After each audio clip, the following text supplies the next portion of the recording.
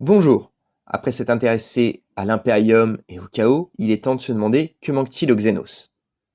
Faction tierce de l'univers de Warhammer 40 000 comparée à l'opposition Imperium-Chaos, mais quel tiers? Les Xénos représentent à la fois un danger évident pour l'Imperium de l'humanité, voire tout simplement pour l'humanité, mais surtout une altérité bienvenue. Là où le chaos est un miroir déformant, les Xénos sont un autre qui permet d'avoir un point de vue particulier sur cet univers. Alors oui, on parle de Xénos, mais ça va parler aussi d'humains dans cet épisode, parce que la limite est parfois floue sur ce qui est Xénos ou non. Commençons par les anciennes races, voire la plus ancienne, les Nécrons. La gamme complète a été refaite lors de la 9e édition, et ne reste de la précédente gamme que quelques personnages hectanes, toujours en résine. Bien sûr, on peut envisager leur transition vers une incarnation plus dans les canons modernes de sculpture, comme Imhotep le Seigneur des Tempêtes sera refait sur cette édition. Mais je ne compterai pas sur beaucoup de nouveautés. Si je devais qualifier un manque dans la gamme de Necron, il se situerait uniquement du côté des décors, qui manquent cruellement à cette gamme. Principal adversaire des Necrons pour dominer les étoiles, enfin dans le passé, maintenant c'est plus compliqué, il y a les Eldar ou Eldari, désormais.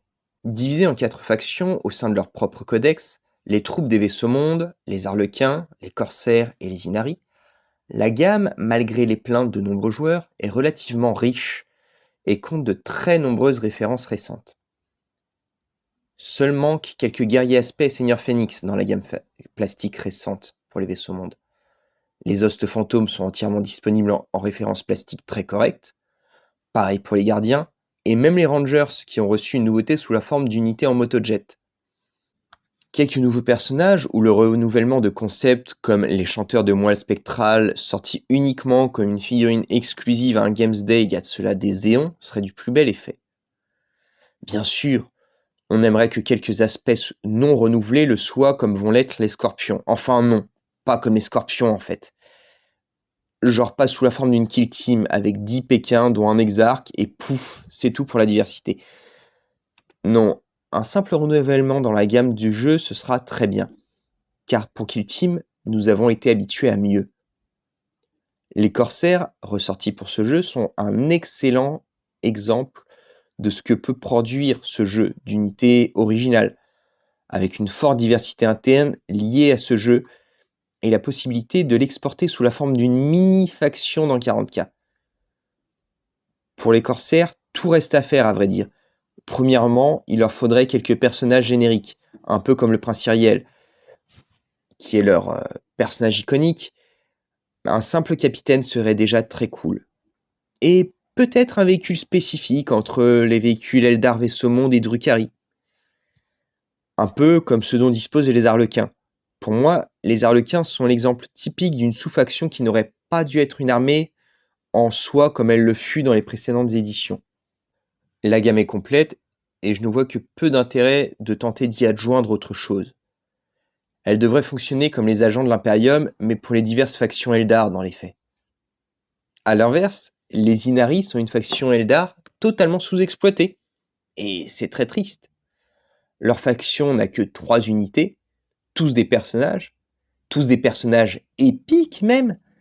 Cette faction, qui était censée révolutionner la civilisation des Eldar, mérite mieux, bien mieux. Au moins quelques unités inédites, comme des prêtres d'Inid, avec leurs escortes, ou des unités de guerriers qui ne soient ni des gardiens Eldar, ni des guerriers Kabbalites, quelque chose d'unique à leur faction, un mix de toutes les autres, quelque part. Il reste une dernière faction Eldar qui, elle-même, n'a même pas de figurine, en fait. Présente dans le lore des Eldar depuis le début, les Exodites n'ont eu de figurines bien eux que pour épiques, en fait, avec des chevaliers spécifiques semblables aux chevaliers fantômes mais quadrupèdes, par exemple. Peut-être qu'ils pourraient être introduits dans la gamme via Kill Team, voire via les Inari, que sais-je. Mais il reste un angle mort de la gamme, hélas. Certains se sont fait des armées en Kuntaz, plutôt intéressantes, avec des dinosaures, des hommes lézards et des chevaucheurs de sang-froid en guise de motojet. Mais j'aimerais voir une interprétation officielle. que pourront remodifier les plus inventifs d'entre nous en fait. Je parlais plutôt de reflets maléfiques. Les Eldar en ont bien un, les Drukhari.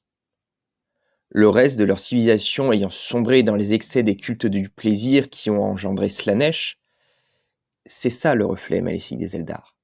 Pas vraiment chaotique dans le sens où les pouvoirs de l'esprit sont réprimés à Comorag, et on évite généralement d'y travailler avec des démons. Les Drukhari sont, sans l'ombre d'un doute, maléfiques. Je qualifierais cette armée de première armée de la nouvelle ère de Warhammer 40 000. Leur gamme avait été entièrement refaite sur la fin de la V5, presque intégralement en plastique. Presque. La société de Comorag se divise grossièrement en 3 grandes castes et quelques factions hors caste particulières. Ces grandes castes sont d'une part les Cabales, d'autre part les cultes Sérastes, et enfin les Coven des Moncules, ou Tourmenteurs pour les plus vieux d'entre nous. Les Cabales et cultes Sérastes ont abondamment été garnis de troupes plastiques. Par contre, les Coven des Moncules, eux, sont moins favorisés. Les Vrak ou Gorgones ont été refaits en plastique, mais pas leurs grands frères les grotesques. Littéralement les mêmes en plus gros, plus modifiés, plus torturés, plus violents. Ce n'est pas le seul trou de la gamme Eldar noire. Les maîtres des bêtes soumis au culte Séraste ont aussi doucement disparu de la gamme, avec toute leur ménagerie. Les anciens chiens du Warp rebaptisés Chimera, les vols de Stymphal ou la bête griffue ont quitté la gamme et ils mériteraient d'y revenir. Car comme les membres eux aussi disparus de la cour de l'Archon ou Voivode, toujours pour les plus vieux, c'est une occasion d'avoir d'autres aliens de l'univers de Warhammer sur nos tables, notamment les Urgul et les Sliss. Une autre des castes à part de Comorag sont les Mandragores. Celles-ci ont aussi disparu discrètement de la gamme courante, et un retour en plastique serait heureux. Venons-en à un autre absent remarquable de la gamme, Vect, le seigneur de la cité crépusculaire. Autrefois représenté sur un antigrave Eldar noir modifié avec sa cour, il n'est désormais plus possible de le poser sur les tables de jeu. Enfin, plus possible de l'acheter en tout cas. Je tiens à ajouter une autre possibilité pour les Eldar. Les temples aspects sont dirigés par des seigneurs phénix. Ça, vous le savez certainement. Ce que moins de personnes savent, c'est que l'un de ces seigneurs phénix n'est pas le premier exarque de son temple, pas le fondateur de son aspect. C'est celui des scorpions. Karandras n'a pas cet honneur. Il revient à Ahra, le seigneur déchu. Celui-ci, je cite le codex Eldar V5, brûle de la lumière sombre du chaos. Certains disent que ce personnage n'est autre que le plus puissant des incubes, Drazar le maître des lames. Je préfère l'idée qu'il s'agisse plutôt d'un tout autre personnage, un Eldar corrompu par le chaos. Après tout, Kella Menshakain et Khorne sont-ils si lointains? Un petit host Eldar qui combattrait pour le chaos serait loin d'être inintéressant. Laissons là les oreilles pointues, ça en fait beaucoup tout de même.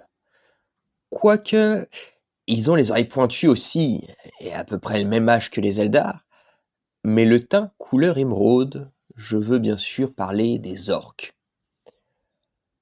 Chaotique comme on peut l'attendre de cette race, la gamme orque est relativement complète. Relativement. Dans le sens où, oui, quelques personnages gagneraient à passer de la résine au plastique. Mais aussi dans le sens où les sorties précédentes des peaux vertes ont été quelque peu surprenantes. Je m'explique. Via un jeu censé rappeler un peu Gorka Morka dans l'idée, le fameux Speedfrix introduit toute une gamme de nouveaux bolides qui seraient parfaits pour le clan des Evil Sons, mais dans les faits accessibles à tous. Plus tard, les Beast Snaggaz, qui seraient parfaits pour les Snakebeats, avec leur peau de bête et leurs squigs, sont arrivés, mais eux aussi sont disponibles pour tous les clans. Après tout, un clan favorise certaines unités, mais on est rarement dans l'uniformité pour les orques. Quel clan sera le prochain à être approfondi? Qui sait? Il reste néanmoins quelques manques dans la gamme, selon moi, qui pourraient être abordés en dehors de ces divers renforcements. Les squigottes de base pourraient tout à fait exister en plastique, même si la mode des gros kits est relativement passée actuellement. La possibilité de jouer une armée intégralement constituée de grottes avec quelques options de personnages serait intéressante. Je ne jure personnellement que par la glorieuse révolution de Gobo le Rouge. L'option pour intégrer des digas aux armées orques serait également glorieuse. Pour les plus jeunes d'entre nous, les digas sont les restes d'une culture humaine qui a subi l'invasion de leur planète par les orques et qui sont devenus plus ou moins fous. Ils tentent de ressembler le plus possible à des orques, en se peignant la peau et en portant des tenues semblables à celles des orques, et en utilisant la technologie des peaux vertes. Ils viennent d'un supplément à Gorka Morka nommé Diganobs. Passons maintenant aux jeunes races. L'une d'entre elles est l'humanité. Oui, j'avais dit qu'on parlait des Xénos. Je viens parler d'humains accompagnant des orques, et je vous annonce qu'on va reparler d'humains. Oui, et qui va m'empêcher? C'est mon podcast après tout. Bon, sont-ce vraiment des humains dont je vais parler? Les Kogna, aussi nommés squats ou démiurges, ont fait un grand retour sur le devant de la scène galactique pendant la précédente édition. Leur gamme est relativement succincte pour le moment, mais elle devrait s'étoffer dans le futur. Classés comme abhumains ou comme xénos selon les autorités impériales qui les rencontrent, les ligues votanes n'ont pas été interprétées comme une unique entité par l'impérium dont ils ne dépendent pas. Cette fraction autonome de l'humanité bénéficie de technologies bien plus anciennes et efficaces que celles de l'Imperium. Autrefois principalement développées pour le jeu épique, je pense que c'est le biais par lequel il est le plus simple de développer cette race. Les squats employaient des dirigeables de combat et des trains de guerre. Comme ces divers concepts pourraient être intégrés à la faction, ça je ne sais pas. Mais perso, leur aspect rétro SF typé cosmonaute avec un petit aspect nordisant me plaît énormément. Les options d'amélioration apportées par Kill Team montrent quelques possibilités, comme les unités avec Jump Pack. Dans quelle mesure ce concept sera développé, je ne sais pas. Mais ça peut être amusant. On peut aussi s'intéresser aux unités de squad de Necromunda, notamment leurs marcheurs miniers, qui pourraient augurer de l'introduction d'un marcheur dans l'arsenal Kogna. Toujours dans l'humanité, toujours dans le milieu minier, mais dans une autre variante, nous pouvons parler des cultes GN Stealers. Issue du foisonnement de la gamme de la V6, cette armée a déjà été bien développée. Quelques personnages pourront toujours lui être adjoints, quelques nouveaux véhicules, mais l'essentiel de la gamme est là, prêt à tirer le grand dévoreur. Les tyrannides donc. Là aussi, on a eu un renouveau en ce début de 10e édition, et je ne pense pas qu'on verra de grandes révolutions de cette gamme avant un moment. Mais nous ne sommes pas à l'abri de nouvelles créatures dans le futur. Après tout, les tyrannides évoluent sans cesse. Passons à la plus jeune des races, les Tau et leur empire. Là aussi, la gamme a globalement été renouvelée. Il reste les Kroots à refaire, et pas mal de rumeurs pointent vers eux, ainsi que les autres auxiliaires, les Vespides. Les auxiliaires restent le meilleur moyen de développer la gamme Tau, selon moi. Bien sûr, les nouveaux gadgets technologiques sont toujours cool. Cependant, la diversité de l'Empire mériterait d'être développée, avec de nouvelles races aliens, et surtout, selon moi, le développement de ce pourquoi l'Imperium est tant les Tau. Les auxiliaires humains aussi nommés Geveza. Après tout, quoi de mieux pour stimuler une guerre contre les Tau que la corruption de l'âme humaine par une philosophie étrangère? Ou la volonté de plus les corrompre encore pour le chaos? Cela dit, on parlait des auxiliaires de l'Empire Tau qui pourraient introduire de nouveaux Xénos. Mais qu'en est-il des autres espèces? On a eu quelques figurines via Blackstone Fortress. Ce jeu et ses extensions sont une véritable mine d'or. Tel qu'un Zoth ou un Amboul. Bon, je ne parlerai pas des constructs liés à la forteresse elle-même, il ne s'agit pas de factions que l'on puisse retrouver en dehors. Mais on pourrait aussi parler des Ruds, je ne sais pas comment on les prononce, qui apparaissent régulièrement à travers de nombreux codex. Il serait toujours possible d'introduire de nouveaux Xénos dans l'univers, Et j'espère qu'il y en aura de nouveaux, ou le développement de concepts anciens à l'avenir. Ça apporte toujours un souffle nouveau à cet univers. Voilà, nous en avons terminé avec les Xenos. Et si j'ai oublié quelque chose, n'hésitez pas à m'en parler en commentaire ou sur l'un de mes réseaux sociaux dont les liens sont en description de la vidéo. Il me reste une seule vidéo possible pour cette série, et le sujet serait les extensions de Warhammer 40 000. En attendant de vous retrouver, je vous souhaite une bonne journée, et amusez-vous bien.